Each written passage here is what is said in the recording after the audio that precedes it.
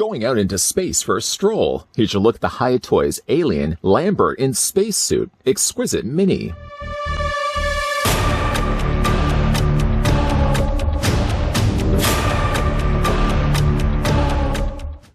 Exquisite Mini is a new standard setting series for 1/18 scale, featuring super articulation action figures under Hiya Toys.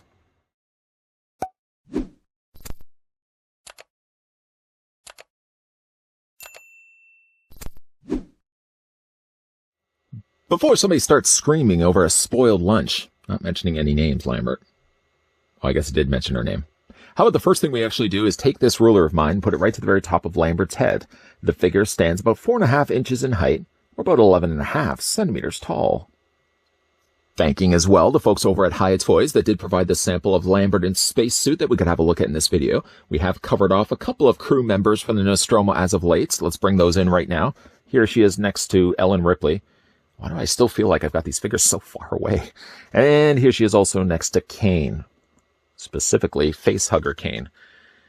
Again, really utilizing the same bodies. The helmets are also identical, at least it seems, between Lambert and Dallas. Ripley's was, of course, a little bit different from that.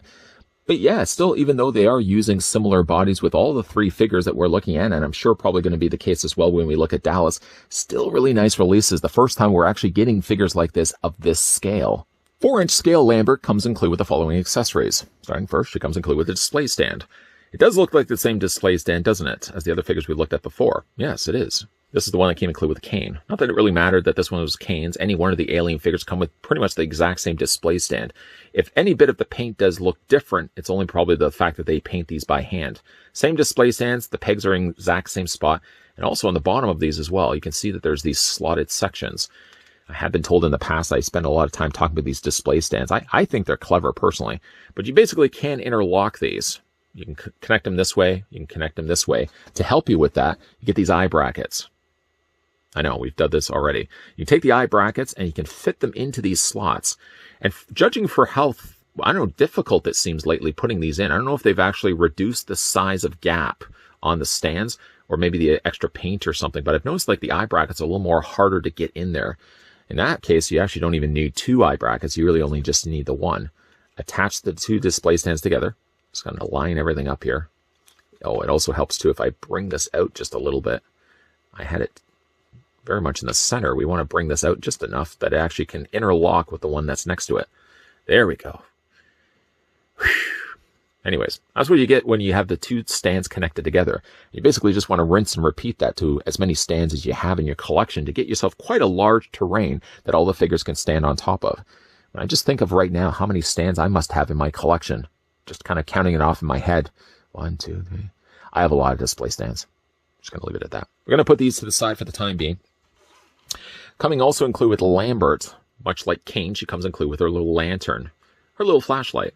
Hers is actually a little bit different than the one came included with Kane's. I'm going to bring his in right now. While the sculpting is identical, you can see that Kane's light has gone out a bit. Sort of symbolism, I suppose. But as you can see, Lambert is much brighter. It looks like it actually is lighting up the room a little bit easier than what Kane would be having. But yeah, they're pretty much the same lanterns, the same flashlights. This can fit into the figure's hands. I've already taken the liberty of actually swapping out the hands because I didn't really do that the last time when we looked at Kane. Before I do that, actually, she comes also included with a blaster. Blaster here is molded all in the black plastic with a little bit of a forwarded red here on either end of it, just to add a little bit of extra color. I think even in the review of Kane, I even had said, going back to the flashlight quickly, that it can be holstered on the side of the leg. I think in actual fact, it's the gun that gets holstered on the side of the leg, and Kane just didn't come included with one. But we can certainly do it here with Lambert. Again, so far away with these figures. Go ahead and take the blaster. I've already, like I said, taken the liberty of changing out the hands. These are, by the way, hands that come included with the figure when you first get them out of the packaging. Just flat, relaxed hands. Not really going to be doing the job much of all, being able to hold the flashlight or the gun. So I've already taken the liberty of just popping those off. They're just on pegs, by the way. And then we can go ahead and take, like this one here, for example, is a trigger finger hand.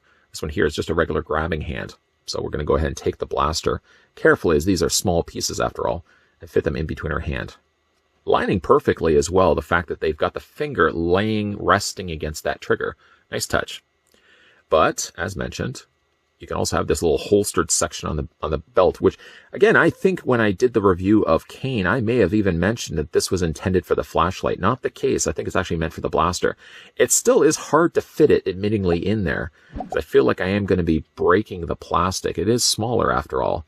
You sort of have to kind of stretch it a bit to get the gun holstered into the side. You finally succeed, but while you've done it, you feel like you've really stretched the plastic. At least that's what my worry is. You can actually have that sitting on the side of her instead of actually displaying it in her hands. Carefully removing it. And then, of course, I've already taken the liberty as well of changing this hand out, so you got the little gripping hand for holding the flashlight. Really is no other place now that I'm looking at it that you can store the flashlight unless having it in her hand. And then, of course, just one last look. She also came with the relaxed hands, which I know we covered off already. Getting a closer look now at Lambert in her space outfit. I'm going to bring in back Kane because we already had a comparison of them earlier. Yeah, it seems like identical outfits, right down to the fact, and in this case, unlike the Ripley, the helmets seem also to be the shared same mold. You can see there's a little bit more oxidization on Lambert's, as what you get here with Kane. I guess technically as well, you could really remove the helmet, which is something that is possible on these figures. You could swap it out really with this one, but you're still going to have the same problem Kane's dealing with right now. He's got a big face hugger wrapped around his face. I guess you could technically switch the two helmets if you really wanted to. Speaking of helmets, though, go one last look at quickly the bodies. Other than just the color changing, I really like the blue that they've used here for Lambert.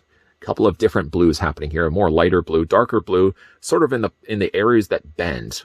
As you see, the meshing in the suit here gets more the darker blue than the lighter color blue that makes up the majority of her body. Shoulder pads seem also a little bit more oxidized, adding some brushing of an extra lighter blue. It also seems as well like her backpack looks a little more rusted as well. Lambert doesn't benefit from having just the most rusted of the suits of the Nostromo crew. But, like the Kane we looked at before and the Ripley before that, you can actually take this helmet off. I noticed on Lambert's, her helmet sits really loose, and I was trying to figure out what was going on with it. It works the same way. Like, there's this little canal here. They basically just line the helmet up, and then you just push it down. For all intensive purposes, I thought I did that, and yet the helmet, I don't know, just sits a little looser on her for some reason. You can take the top off. You just want to make sure, of course, the hose is detached from the back here. See, the little hose is on the back of the tank, and it fits right into that hole on the top of the helmet. Go ahead and just remove this part. And we're going to go ahead and put that to the side. Don't want to lose that after all. And that's what her face sculpt looks like underneath. She's very rosy in the cheeks. And finishing that, you can also then take this part of the helmet off, but you really don't want to yank it up. You're going to scratch against the paint. So I would suggest, first of all, her head is really loose to start off with, but sort of just put your head on her forehead like this, like you're consoling a small child. And just want to yank off everything together. And then from there, just pop the head straight through the top. You really don't want to feed it through the bottom. And we can go ahead and put Lambert's head back onto her. Yeah, it just seems like her head's a bit on the looser side as well. That's what her face sculpt looks like. I don't know if I would say it looks a lot like Lambert from the movie, but I'm going to credit at least Hiya Toys for giving us a 4-inch scale figures. Because up to this point, we have 7-inch figures from other companies. But for the detail that they were able to put into such a small figure like this, I'm okay with the idea that the head sculpt isn't 100%. You got to really, again, factor the idea that you can remove the helmet, because right off the bat, they could easily have just molded the helmet in place, and you'd only really be able to see her eyes. But the fact that you can actually take the helmet off, maybe wrong of me, but I'm going to give them a bit of a pass, the fact that you actually do get a human face that's underneath it. It doesn't, of course, look much like Lambert, but the very idea that you can't take the helmet off, I think is a nice touch. Spinning the figure around so you can see it from the back there as well.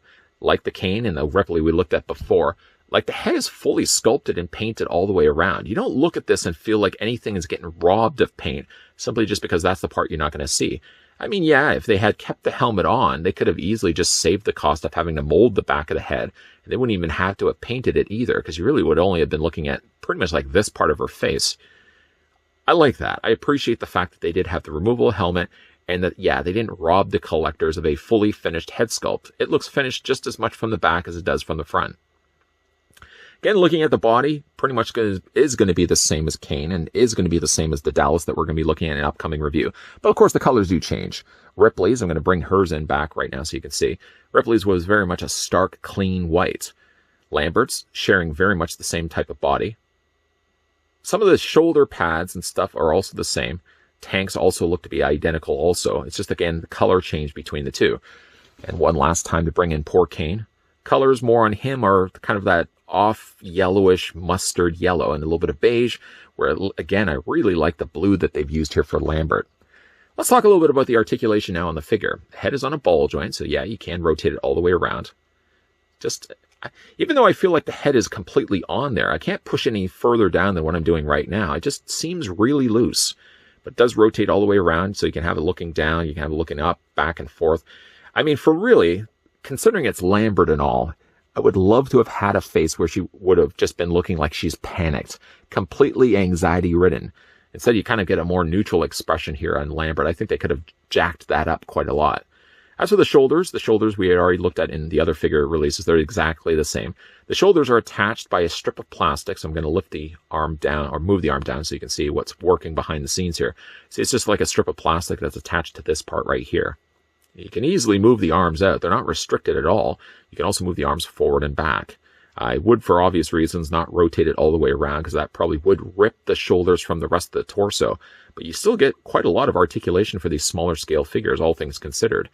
Where there is, of course, limitations, I've already addressed this, I'm going to mention it again here, is at the elbows. I mean, look at the size of these elbows. Good for hockey, yes. Maybe not good for bending elbows and fighting aliens. I mean, while she does have a swivel here, she doesn't have any afforded elbow bend, which goes along with the territory of this design of body anyways. There's really no way that they'd be able to put an elbow bend in there without having to either make the arms longer, which would not be realistic, or they would have to cut somewhere into this part of the padding. And then that would give you the elbow bend, but it would defeat, again, the sculpting of the arm. So again, I'm okay with the fact that you can't only rotate the arm, you can take the hands and rotate those all the way around. Upper torso is on a ball joint, as the same with the other cases. I don't even know if I may have even overlooked this part when I was talking about Kane. Technically, all these figures have double hinges. There's one right here, which is hidden underneath this plating of her suit. And then there's a secondary one right here. So there's two. I think with Kane's review, I may have only said just the one, but there's actually two here. Upper torso and a secondary ball joint down below. I mean, they kind of really work hand in hand anyways. One doesn't really feel like it moves on its own unless you're really kind of holding the mid-torso area. And then, yeah, you can swivel it back and forth that way. Legs split out the exact same way as the other two figures. They go forward and back, but they're going to be limited. I mean, just again, like, look how much padding is working against them, really. I mean, yeah, you can move the legs forward, but only by about 45 degrees. And again, when it comes to the legs, you can move them back about 45 degrees. Doesn't really matter anyways. I mean, the way that the feet are attached to the pegs, you'd have to have the feet running flat. So even though you can't have them in running poses, you're not really going to have a great job of balancing Lambert or any one of these figures if you're having them in running poses. If anything, I might maybe just bring the arm or bring the leg, one of the legs back. Still, as long as I've got one foot that can attach to the display stand, that's more than enough. The lower leg does swivel back and forth. Unlike the elbow, there is actually a hinge joint right here where you can bend the knee back and forth. When it comes to the feet, they are on ankle pivots. You can move them back and forth this way. And yeah, you can technically rotate them all the way around. Just, it's a real pain in the butt to do that. And I guess really, you're not going to want to rotate the feet on these figures anyways all the way around. Humans don't work that way unless you really want to snap the ankles along the process. But there's Lambert. Not a bad figure. Like the Ripley, I would say it loses a little something of the likeness when you get them unhelmeted. But crediting the fact of, first of all, how tall these figures are in the first place. You know what? I'm going to take these display stands off because I really do feel like she's going to have some difficult time standing. There we go. Once again, two pegs on the undersides of her feet, plugging at least only one of them onto the display stand. There we go. Yeah, like Ripley, she does sacrifice a little bit of the likeness just by the size of her. And again, we'll go ahead and grab Kane here, put him on his display stand too. There we go. Yeah, with these figures, they are a little bit smaller, so I think a little bit of the likeness gets lost. But I think really the takeaway in all of this should really be not the likeness, but the idea that Hiya Toys are producing ongoing alien figures of a 4-inch size. It's unprecedented. We haven't gotten 4-inch tall alien figures before, certainly with not this much level of detail. Yeah, more limited figures with limited articulation we've gotten in the past, but this is the first time where we're getting really superposable 4-inch tall figures. I don't mind that the likeness isn't there 100% in both the cases anyways. I think with Ellen Ripley, Kane that we just recently had a look at, and now Lambert, I'm probably all going to display them anyways with their helmets on. Eventually, I can only hope that Hiya Toys will eventually give us the actual crew member outfits from the Nostromo, where we're going to get all the same characters in their regular crew fatigues. But in the meantime, I'm more than happy just to display all of these figures on my shelf with the helmets on, completing the look of them wearing their space suits. I would say these spacesuit Nostromo releases have benefited both Hiya Toys and the collectors. It's obviously benefited Hiya Toys because it allowed them to use the same mold across the board for 4 figures, really. Yes, Ripley does have a slightly different helmet, but from what I can see, Dallas is going to have the same helmet as Lambert, and Kane, really, for the most part, has had a similar helmet as well, and of course their bodies are going to be all identical too. It's benefited them from a standpoint of producing these. It's much easier to produce a figure where you can use the same mold again and again, and to be fair, it's accurate to the way it looks in the movie too. For us, it's benefited us, the collectors, because we're now finally getting the Nostromo crew members in their spacesuits. Still, I hope, and I'm holding out hope, that Hiya Toys is still going to give us the crew fatigue Nostromo members. So all the characters that we have looked at lately, Ellen Ripley, Kane, Lambert, and then the upcoming Dallas, I hope that we're all going to get the same respected characters treated in a 4-inch scale with, of course, the way that they look inside the Nostromo, not just exploring the outer reaches of space. Lambert, of course, does have the removable helmet like the Ripley and like the Kane, but this one also benefits from also getting a blaster, something that unfortunately wasn't with Kane, and maybe Kane would have benefited better if he actually had some firepower instead of just carrying around an almost dead flashlight. Poor Kane.